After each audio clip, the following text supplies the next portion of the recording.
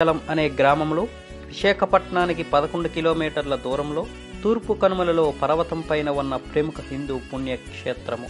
ఈ క్షేత్రంలో విశాఖ పరిసర ప్రాంతాలలో ప్రజలు సింహాద్రి అప్పన్నగా పిలిచే వరాహ లక్ష్మీ నరసింహస్వామి కొలువై ఉన్నాడు. ఈ దేవాలయము సముద్ర మట్టానికి 244 మీటర్ల ఎత్తున సింహగిరి పర్వతంపై ఉంది. ఇది దక్షిణ భారతదేశంలోని ముఖ్యమైన వైష్ణవ పుణ్యక్షేత్రాలలో ఒకటి. తిరుపతి తర్వాత అత్యధిక ఆదాయం కలిగిన దేవాలయం. ఈ దేవాలయానికి సంవత్సరానికి 52 కోట్ల రూపాయల వరకు ఆదాయం వస్తుంది.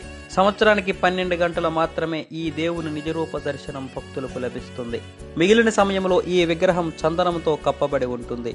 నిజరూప దర్శన సమయాన్ని చందనయాత్ర లేదా చందనోత్సవం అని అంటారు. ఇది ప్రతి సంవత్సరం వైశాఖ మాసం శుద్ధ తదియ నాడు వస్తుంది, అంటే మే నెలలో వస్తుంది. సింహాచలం చరిత్ర ఆధారాలతో సహా 11వ శతాబ్దం వరకు కనిపిస్తుంది.